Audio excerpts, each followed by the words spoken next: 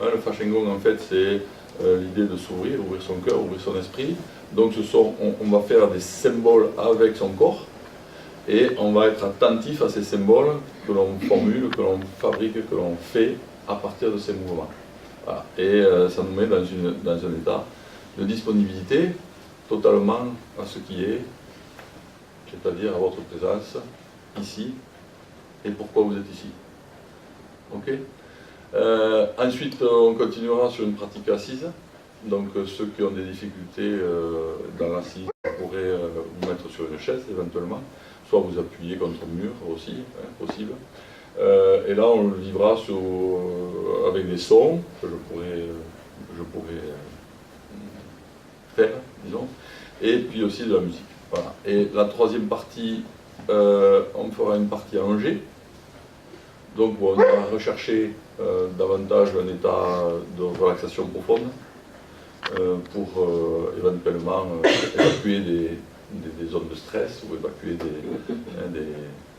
des gènes psychosomatiques intérieurs.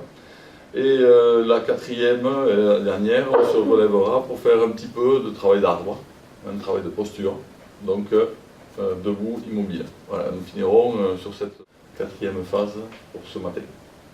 Voilà, ça c'est le programme. Est-ce que vous avez besoin éventuellement d'un petit rappel de ce qu'est la méditation, ce que nous venons rechercher à travers l'état méditatif? Oui, c'est possible un petit peu. Alors éventuellement, c'est où? On ne va pas prendre longtemps, juste 5-10 minutes maximum. Je rappelle déjà que la méditation, ce n'est pas un outil, c'est un état. C'est-à-dire que la méditation, c'est trouver un état méditatif, ou rentrer dans un état méditatif. On utilise des outils pour atteindre éventuellement cet état. Mais personne ne l'atteint dans le sens du moi. Ce n'est pas un moi qui va dire je vais méditer. Par exemple, je vais méditer comme je vais manger, ou je vais faire ceci, ou je vais faire cela. L'état méditatif, il apparaît quand vous n'y êtes plus, en tant que moi. L'ego, le mental, quand ça ne pense plus. Il ne faut plus du tout penser. L'état méditatif apparaît à ce moment-là. C'est-à-dire que vous n'êtes plus du tout, vous êtes dans un état de présence qui n'a pas besoin d'émettre quelconque jugement, quelconque pensée, rien du tout. Voilà. Ça, c'est l'état méditatif. Et cet état méditatif a différents niveaux de profondeur. Donc il y a des états méditatifs plus superficiels et des états méditatifs beaucoup plus profonds, jusqu'à un état de samadhi qu'on appelle, c'est-à-dire un état de telle concentration intérieure que ça déclenche une montée du Kundalini ou un éclatement de votre noyau intérieur qui fait que vous rentrez dans un autre état. Donc, et là aussi, il y a différents niveaux de profondeur de cet état de samadhi. Donc, en principe, on ne peut pas déclencher par soi-même un état de samadhi. Donc ça ne peut venir que si il y a quelque chose qui lâche complètement en vous, et c'est rarement le cas. Pourquoi c'est rarement le cas?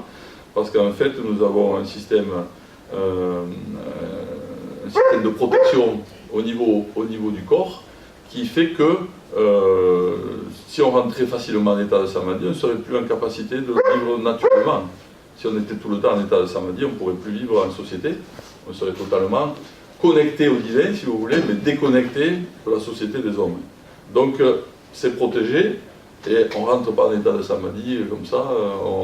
On peut rentrer en état méditatif, facilement, plus facilement, disons, pas facilement, mais plus facilement. Après, tout le reste, ça ne dépend pas de personne, ni l'état méditatif, ni l'état de samadhi, ni la profondeur dans laquelle vous allez entrer en état de méditation. Donc, première étape de l'état de méditation, c'est d'abord, il faut bien comprendre, par rapport, je mets par exemple une polarité plus ou moins entre le ciel et la terre, et nous sommes un canal. Nous sommes comme un canal positionné de façon intermédiaire entre un pôle Terre, qui est notre racine terrestre, et un pôle ciel, si vous voulez, qui est notre source de vie. Ici, c'est la source de vie, la source de l'ordre, la source de vie. Voilà. Et donc, entrer dans un état méditatif, c'est enlever ce qui gêne au travers de ce canal. Il y a différents processus qui se mettent en contre par rapport à cette nature de canal entre deux aspects. Si c'était totalement bouché, on ne pourrait plus vivre, c'est-à-dire qu'on tombe malade et on meurt. Donc ce n'est pas totalement bouché, donc ça laisse passer, ça laisse filtrer. Donc ce sont ces filtres sur lesquels on travaille lorsqu'on essaie d'atteindre un état méditatif. C'est-à-dire qu'on va d'abord commencer par les filtres physiques, relaxer énormément l'aspect physique de soi-même. Ensuite, on va relaxer l'aspect psychique à l'intérieur de soi. Donc on va rentrer dans un processus, le cœur du processus de l'état méditatif, de la recherche de l'état méditatif, c'est-à-dire que quels sont les facteurs psychiques, mentaux, etc., qui viennent vous barrer la route pour vous empêcher de vous connecter et de laisser passer, ce courant de vie. Voilà. Donc l'état méditatif, c'est tout simplement éliminer ou amoindrir l'épaisseur de ces filtres pour laisser passer la lumière. C'est comme si ici c'est la lumière, et la lumière qui va traverser toutes les couches, plus ou moins bien, plus ou moins facilement. Voilà. Et c'est ce qui va provoquer un état méditatif plus ou moins profond. C'est cette charge, je dirais, cette puissance lumineuse qui fait que l'état méditatif sera plus ou moins intense et plus ou moins profond. Notre objectif,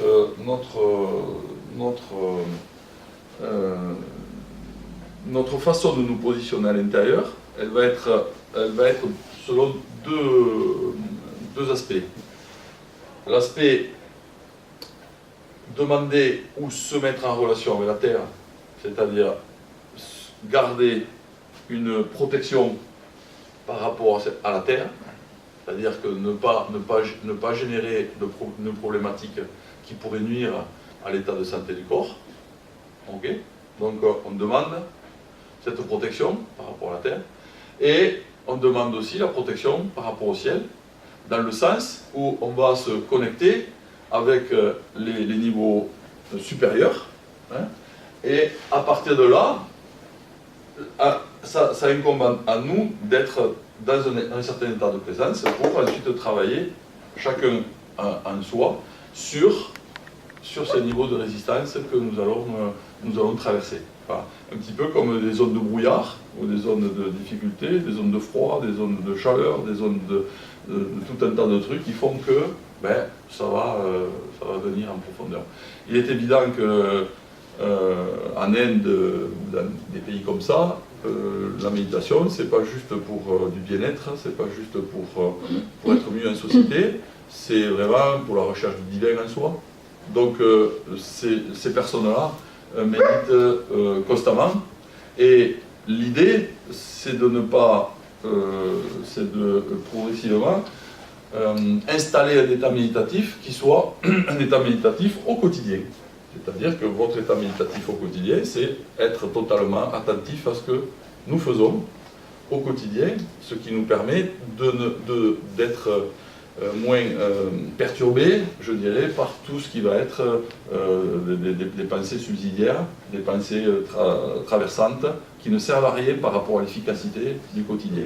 Donc l'état méditatif, ce serait un état qui nous permettrait aussi d'être dans une grande efficacité par rapport à ce que nous devons faire au quotidien. Nous devons faire face au quotidien. Donc ce n'est pas du tout une recherche de rêve, je dirais, de décorporation ou de sortie de la situation dans laquelle nous sommes, d'incarnation. C'est le contraire, c'est accepter tout ce qui est, tout ce qui entre, tout ce qui se trouve en face de nous, notre ego en premier lieu, hein, mais toutes les situations qui font que ça ravive cet aspect-là et qui nous empêche justement d'entrer en présence. Ça, c'est facile à comprendre, l'aspect terrestre, parce que nous sommes tous les jours avec des forces terrestres. Ça dépend de chacun. En fonction, ça c'est ouvert ou pas ouvert, ou un peu ouvert, ou beaucoup ouvert. C'est-à-dire la connexion au divin ne dépend pas d'une religion, pas du tout. Ça ne dépend pas du fait que vous soyez baptisé ou pas dans une religion. Ça dépend de vous-même par rapport à est-ce que c'est ouvert ou est-ce que c'est pas ouvert. Si c'est pas ouvert du tout, il y a un déséquilibre et il y a des pathologies qui s'en suivent. Pareil ici, si c'est pas ouvert du tout, il y a la même chose. Voilà. Donc ce qu'on recherche, c'est une ouverture du canal supérieur, une ouverture du canal inférieur et une connexion entre les deux, de façon à vivre au quotidien en présence et non plus en absence par rapport à son mental qui pense tout le temps. Lorsque vous pensez, vous êtes en absence de vous-même. Lorsque vous ne pensez pas, vous êtes en présence de vous-même. C'est simple. Voilà. Donc c'est simple, c'est facile, mais c'est difficile à réaliser. Voilà. Le tableau est simple. Beaucoup de gens méditent, mais réellement, ils font de la méditation. Ils n'entrent pas dans un état méditatif. Donc, entre je fais de la méditation et j'entre dans un état méditatif, le gouffre est géantissime. Parce qu'entre-temps, ça veut dire qu'il y a un lâcher-prise qui fait que votre ego, vous le cherchez, il n'y est plus. Il est tombé. Il a accepté sa mort pour trouver cet état méditatif. Donc, faire de la méditation, c'est l'ego qui fait de la méditation. Et il s'accroche tellement qu'il ne veut surtout pas riper, il ne veut surtout pas s'en aller. Donc, il faut faire preuve de pugnacité, je dirais, et pas de pugnacité d'ego, parce que ça le renforce. Donc, de pugnacité, de détermination à rester dans un état méditatif, sans penser, pour que progressivement l'ego s'use, si vous voulez, de l'intérieur et finisse par lâcher prise. Il ne pourra jamais lâcher prise totalement tant qu'on sera vivant. Donc ça veut dire que au quotidien, et une fois que vous êtes sorti de votre état méditatif, l'ego va revenir des fois plus fort que ce qu'il est parti. Mais vous aurez un vécu intérieur qui sera différent et qui vous montrera que vous pouvez vivre sans lui. Voilà. Et donc, ça vous indique une possibilité de vivre autrement qu'avec un mental obsessionnel qui nous pollue le cerveau et tout le reste. Ça marche? C'est bon. Allez. Allez, pieds serrés. Main jointe.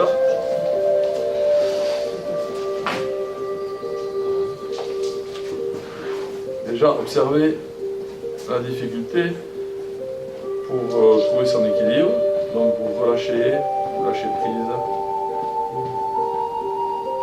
Vous détendez, puis vous venez vous incliner, non pas devant moi, devant votre être.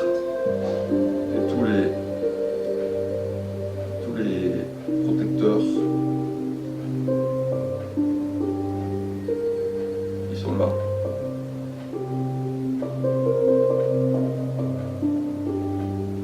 Puis on se redresse. On ouvre son cœur, comme une fleur qui s'ouvre au niveau de sa poitrine et qui va grandir vers le ciel.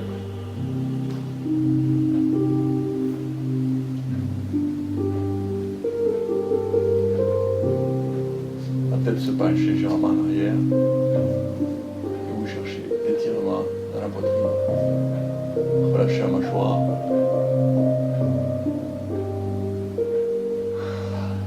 Puis vous étirez vos mains au-dessus de la tête, vous les rejoignez. Et vous descendez.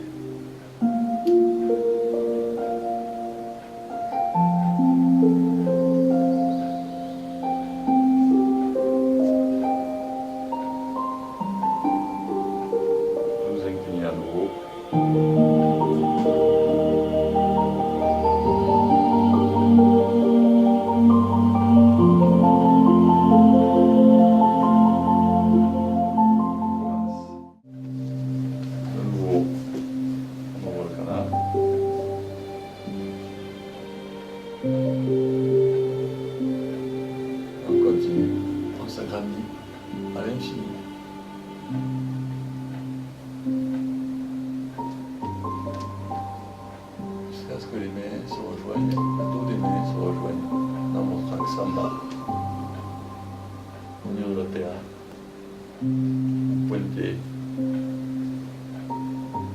d'ancrage avec les doigts.